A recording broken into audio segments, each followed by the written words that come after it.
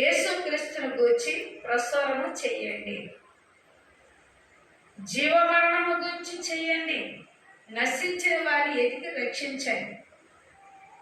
మరి మీరు వెళ్ళండి అంటూ యేసుక్రీస్తు వారు శిష్యులను ఏర్పరిచి వారు పంపుచున్నప్పుడు మనం నిలుచున్నాం. ఇక్కడ ఏమన్నారు?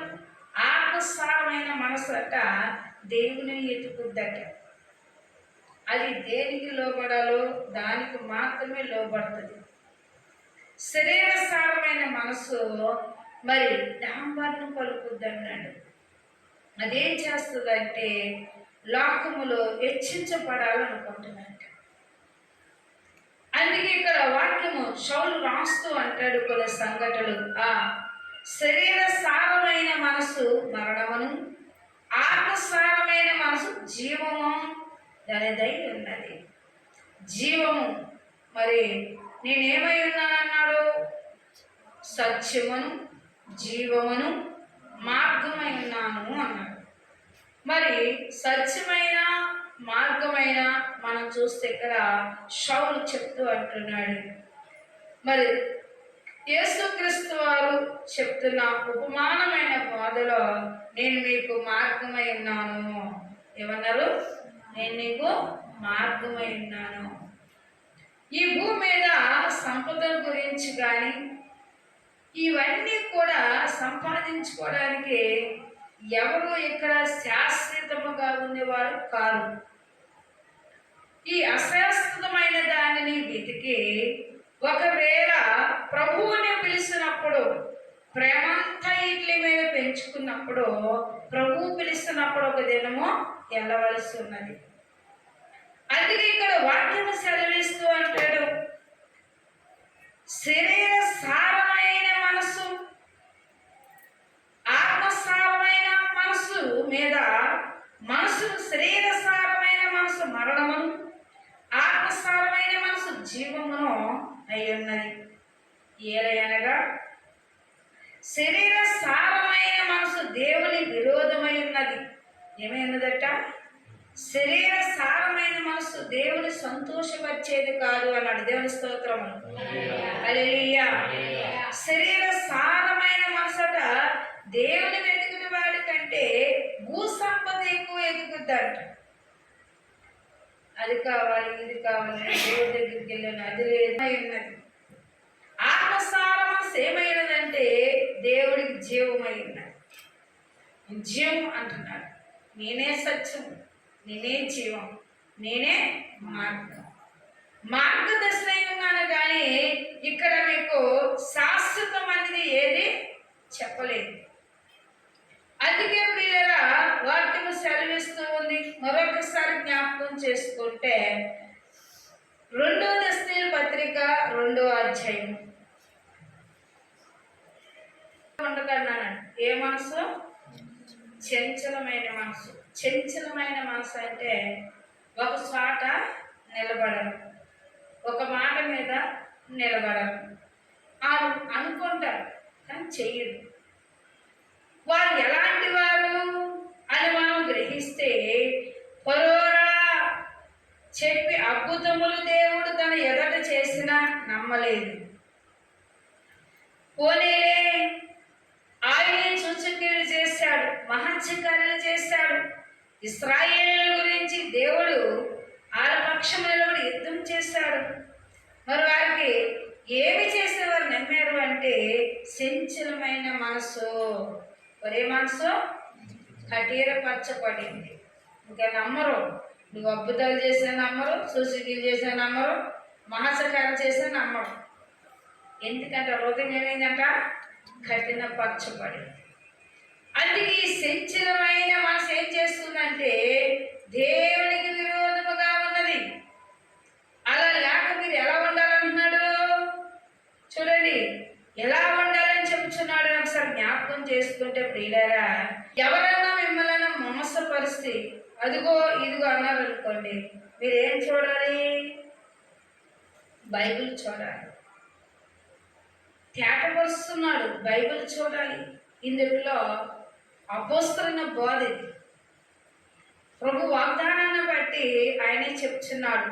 నాకు తెలియదయ్యా అని దానికంటే దీన్ని చదవడం వల్ల ఎంత మేలు ఉంది. మేలున్నది ఎలా అంటే ఐక్యత కలిగిన వాడు ఎంతో మేలు కలిగిన వాడు. ఐక్యత అనే మాట అంటే ఒకరి యందు ఒకరు ప్రేమించగలగాలి. సంఘమైనా పాస్టలైనా ఎవరైనా సరే ఒకరినొకరు ప్రేమించుకోవాలి అని రాయబడింది. ఎందుకంటే ఇక్కడ సౌలు రాస్తూ అంటున్నాడు ఒక మాట,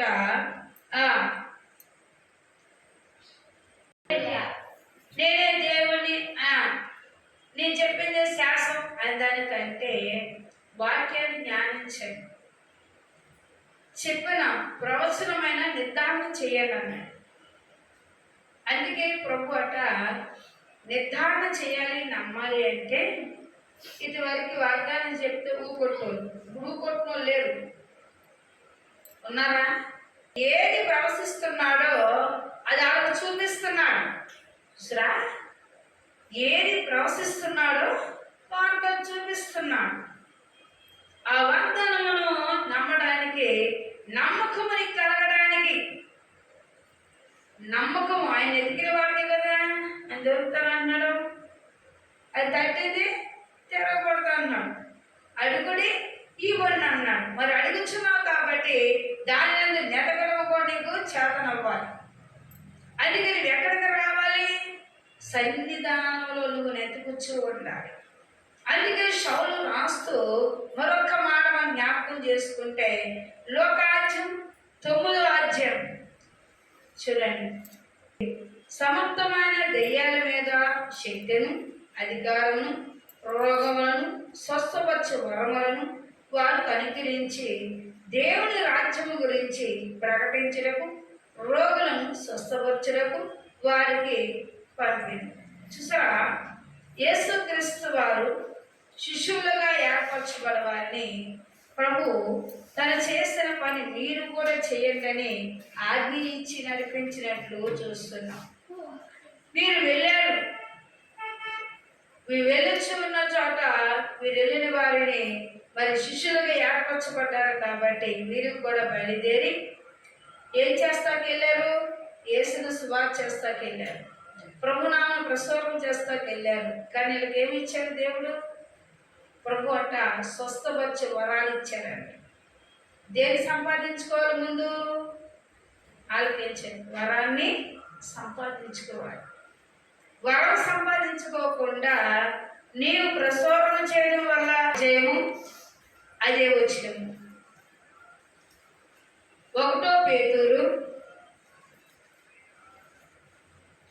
ప్రభువు దయాళులని మీరు రుచి చూచినున్న ఎడల సమస్తమైన దుష్టత్వమును, సమస్తమైన కపటమును, వేషధాలను, అసూయను, సమస్త దూషణ మాటలను మాని క్రొత్తగా జన్మించే శిశువలే ఓలివారై నిర్మలమైన వాక్యమును పాలన వల్ల రక్షణ విషయములోను ఎదుగు నిమిత్తం ఆ పాలన అపేక్షించుడి.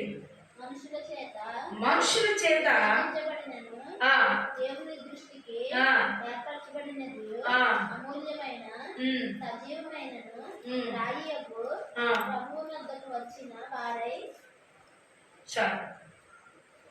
ఎలా ఉండాలి అన్నారంటే ప్రభు దయాలు, మీరు ఆయన ప్రేమను రుచి చూసింది ఎడల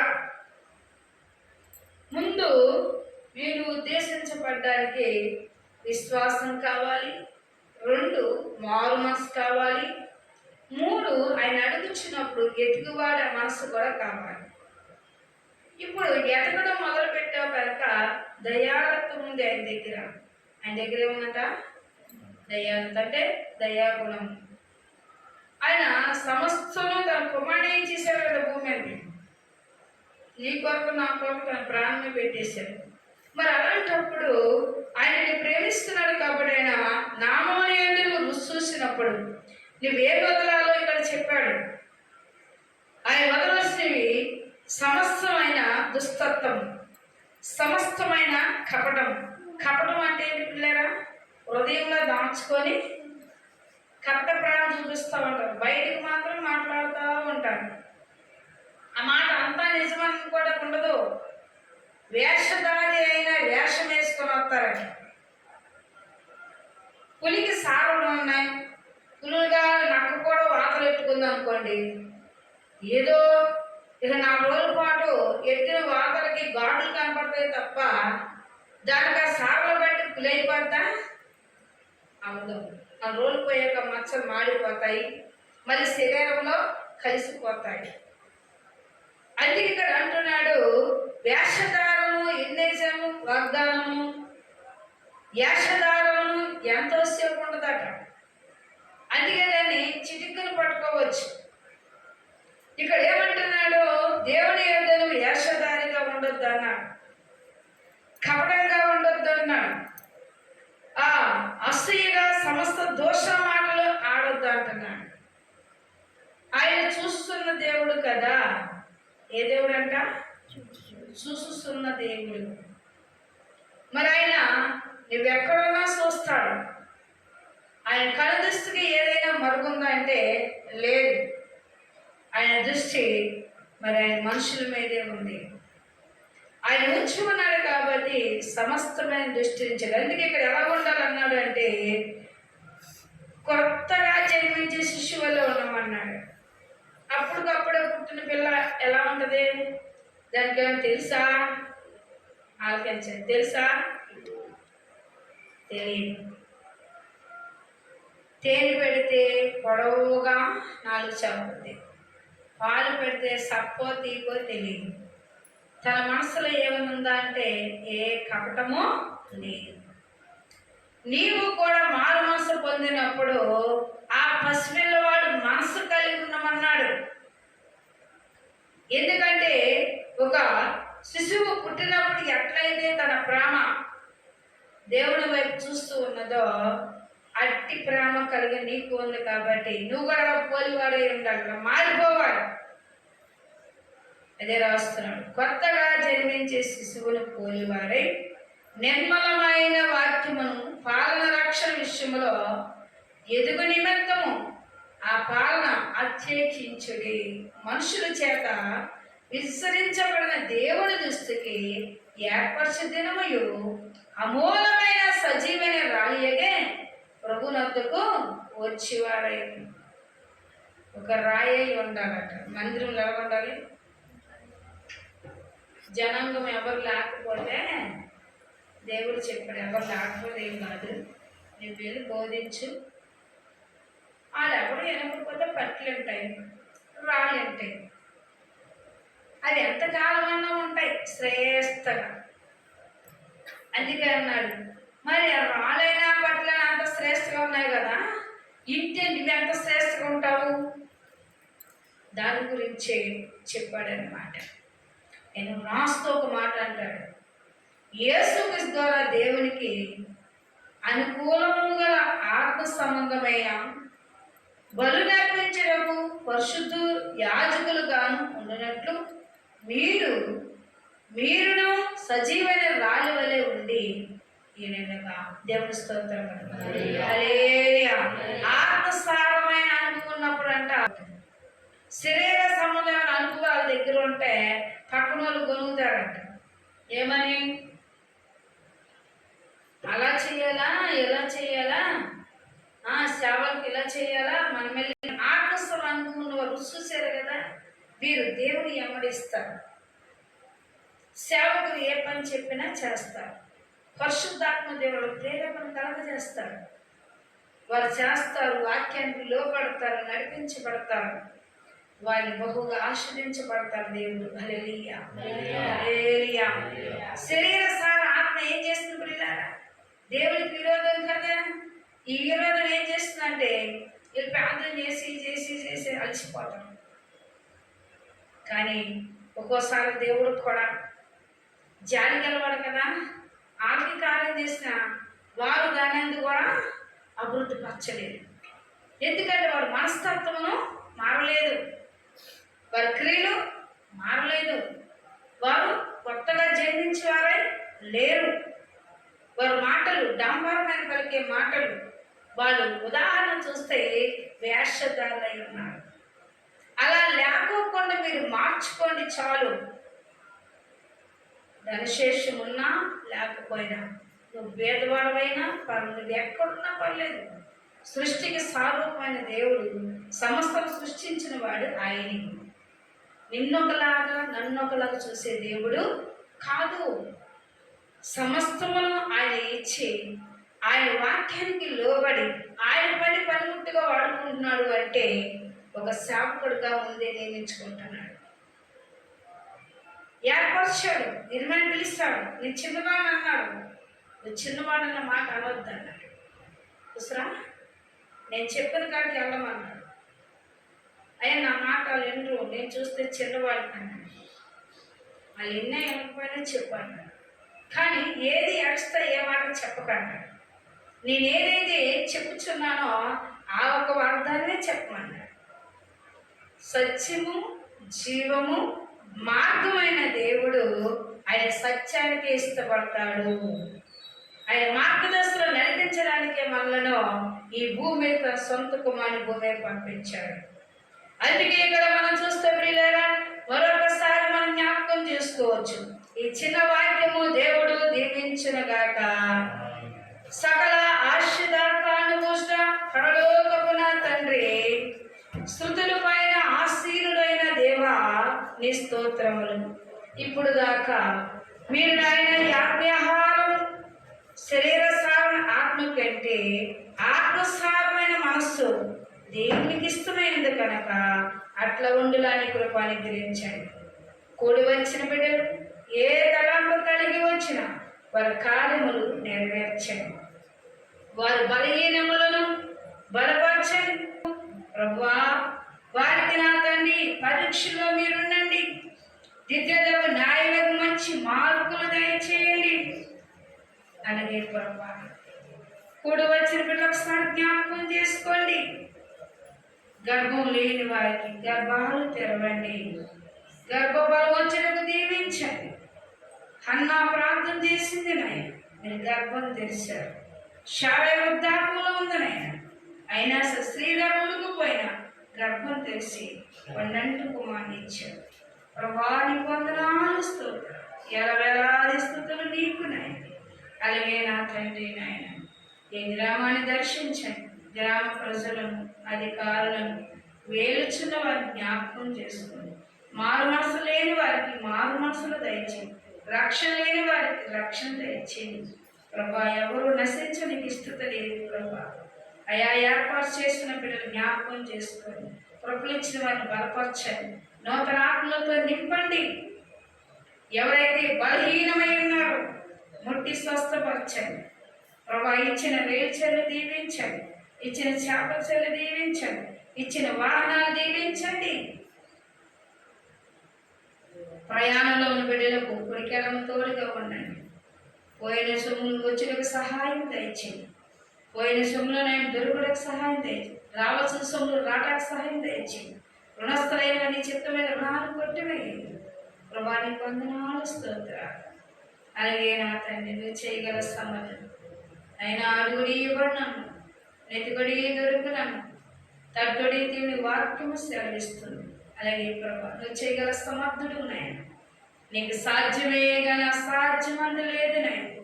సర్వోనివేది ఉన్నవాడు, ఆది అంతం లేని దేవుడు, మహోన్నతుడు, ఆశ్చర్యకారుడు, శుద్ధులు కరుడు, పరిశుద్ధుడు, గొప్ప దేవుడు. దృష్టి లేని వాడు దృష్టించిందేవాడు, మగవారికి ముద్దుగా మాటిచ్చిందేవాడు, కొంటి వాడిని నడిపించిందేవాడు, కృష్టి మీద నాకు ఇస్తున్న స్థుతులు కమ్మన్నా ప్రభా. పక్షవాయువులు పరిపెట్టుకునడం అన్నా ప్రభా. నీకు వందనాలు అయ్యా. ఏదైనా చేయగలరు, నమ్ముతానని మీరు నమ్మిన వారికి సమస్తము సాధ్యమన్నారు. ఇచ్చిన పశువులు ముట్టి స్వస్థపరచాను. పాము కలిసిన పాము దినం ప్రభా, ముట్టి స్వస్థపరిచిన దేవ, బాగు చేసి ఒక దేవుడు నేను వందనాలు స్తోత్రాలు. అలాగే ఇంకా నా తండ్రి అనేక మంది దయ్యాలు పట్టిన వారు అయా బాగు చేసిన దేవాన్ని స్తోత్రము. అని ఏ స్థితి కలిగి బిడ్డలు వచ్చారు ఆ స్థితిని మార్చండి. పరిశుద్ధులు ఇచ్చిన బిడ్డలు జ్ఞాపకం చేసుకుని మంచి వాతావరణం దయచేయండి ప్రభా. కోతలు పోసుకుంటున్నారు, మంచి వాతావరణం దయచేయండి ప్రభా. నీకు సాధ్యం అసాధ్యమందు లేదు నాయన. అయ్యా ఇదిగో నేను కూడి వచ్చిన బిడ్డలందరినీ జ్ఞాపకం చేసుకుని మమ్మల్ని మా బిడ్డలందరినీ మీ చేతులకు అప్పగిస్తుంది. మీరే ఆస్తరించి దీవించమని నజరేయుడైన యేసు రక్తమున కడిగి వేడుకొంచున్నాం తండ్రి. ఆమేన్.